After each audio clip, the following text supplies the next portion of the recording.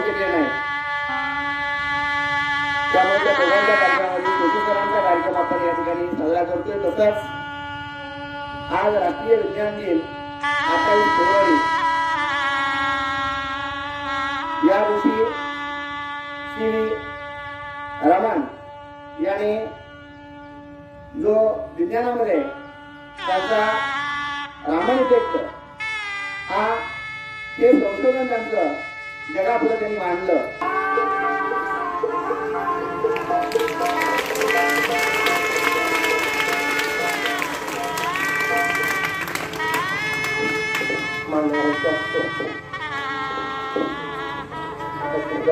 संशोधक श्री रमण त्यांच्या जयंतीमध्ये ग्रंथपाल म्हणून अर्धवेळ होते आणि अर्धवेळ असले तर काम मात्र फुल टाइम या ठिकाणी करत. अनेक वर्ष प्रामाणिक सेवा केल्यानंतर ते 24/2/2023 शासनाच्या नियमानुसार ते सेवानिवृत्त होतात.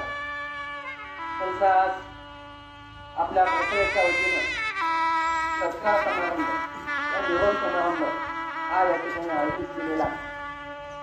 आजच्या कार्यक्रमाचे अध्यक्ष माननीय बबन भाऊंनी बबन भाऊंना हे विनंती करतो की सेवानिवृत्त आमच्या कुटुंबाची पत्नी त्यांचा सत्कार करावा अशी विनंती करतो. त्यामुळे अनेक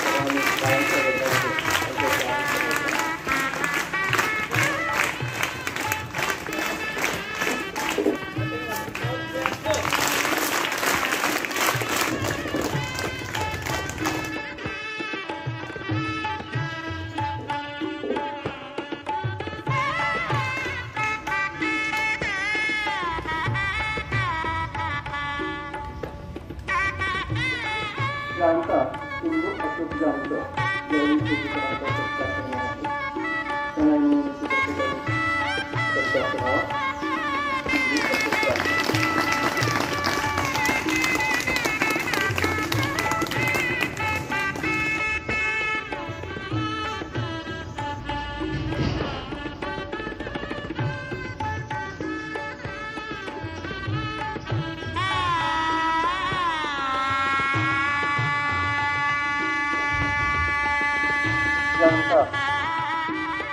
गेले अनेक वर्ष आपल्या विद्यालयामध्ये सेवा करत असलेले या सरांचे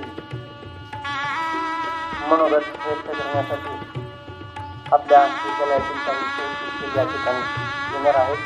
प्रथम प्राध्यापक सहास्य यांना मी विनंती करतो की त्यांनी आपलं मनोगत व्यक्त करावे. येणाऱ्या प्रत्येक शिक्षकाचा हसत मुखानं स्वागत करणं, ज्या माणसानं अधिक पसंत केलं, खळखळून हसणं पसंत केलं, या कानातून त्या कानात काहीतरी बोलण्यापेक्षा स्पष्टपणानं बोलणं, ज्या माणसानं अधिक पसंत केलं त्या माणसाचं नाव आहे सोशेसर. सोशेसर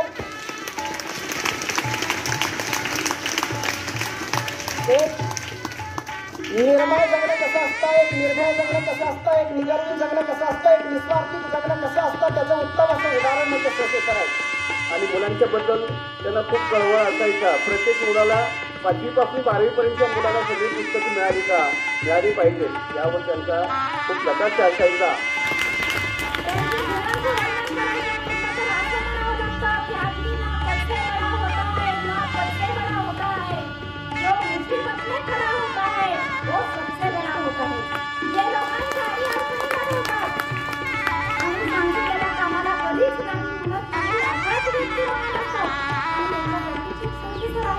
त्यांचे आपल्या सर्वांना खूप अनुभव आहे. देवालयामध्ये जातो आणि देवालयामध्ये आपल्या मनामध्ये असणाऱ्या काहीतरी अडचणी आणि अडचणी आपल्या अडचणीची निवारण करण्यासाठी ज्याप्रमाणे आपण देवालयात जातो त्याचप्रमाणे ग्रंथालय गुरु आणि ग्रंथालय सांभाळण्याचं काम गेल्या 28-29 वर्ष सरांनी अविरतपणे केलेलं आहे.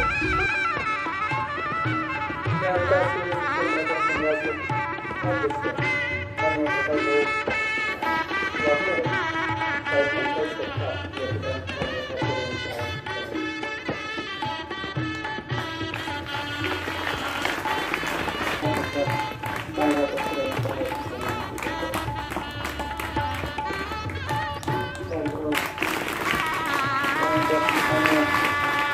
मोहिते यांचाही सत्कार या ठिकाणी रायगड संपन्न होतो आहे.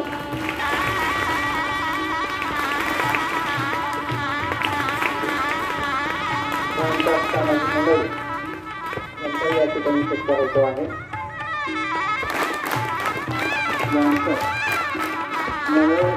यांच्याकडून माननीय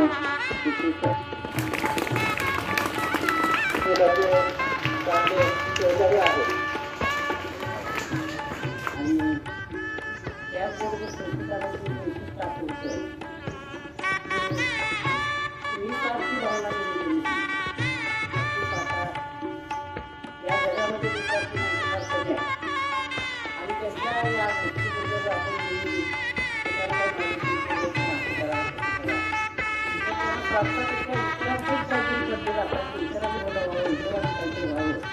याबद्दल त्यांना प्राधान्य माझ्या सांगितलं असायचं सर्वांच्या सांगितलं असायचं आपल्या सर्वांच्या लोकांचं सांगितलं असायचं आणि अशा या व्यक्तिमत्वाचा आता कोणाला विशेष कार्यालय मिळेल तर आज एवढी खंत वाटते तो जात असताना भविष्यासाठी सर्वात या शाळेतून प्रति व्यक्ती सर्वांना मानधन किंवा सेवानिवृत्ती वेतन मिळत होतं परंतु अशी एकमेव व्यक्ती आता आपल्यातून रिटायर होते यांना सेवानिवृत्त नाही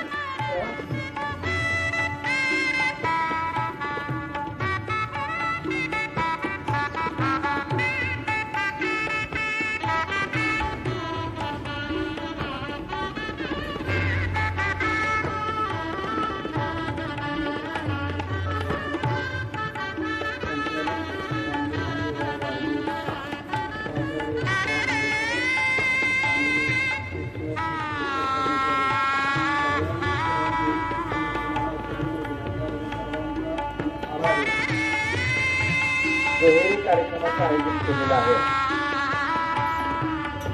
विज्ञान दिन म्हणजे सूर्यकमल यांचा नोबेल पारितोषिकाचा हा आजचा दिवस तो केंद्र सरकारने रमण जयंती म्हणून साजरी करण्याचं ठरवलेला आहे. तो विज्ञान दिन या ठिकाणी तुम्हाला रमण इफेक्ट यापूर्वी अगोदर काही वाक्याने सांगितलेलं आहे. दुसरी गोष्ट सेवानिवृत्ती कार्यक्रम जो आहे तो आहे रघुनाथ सोसे यांचा. रघुनाथ सोसे 2/9/96 रोजी या शाळेमध्ये पहिल्यांदा आले. पहिली अपॉइंटमेंट त्यांची 2/9/96 आहे. त्यांची जन्मतारीख जी आहे ती 25/6/65 जन्मतारीख आहे.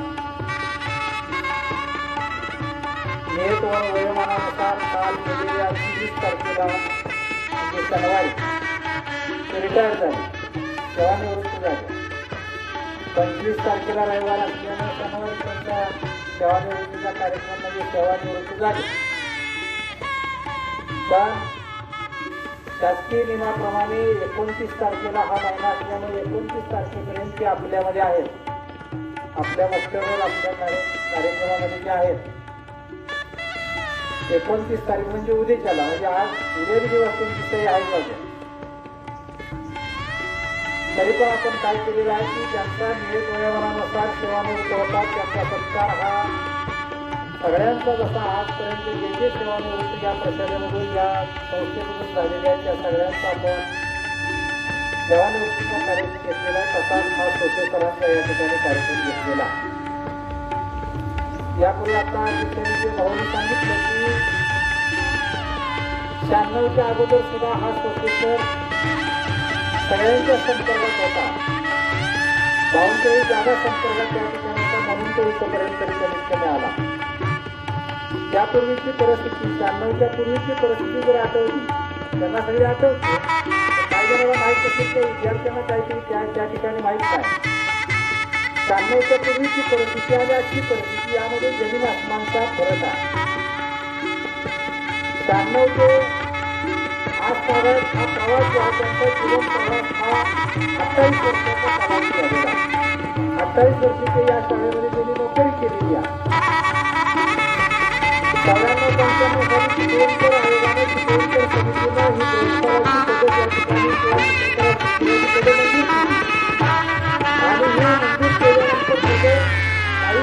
गरज होतं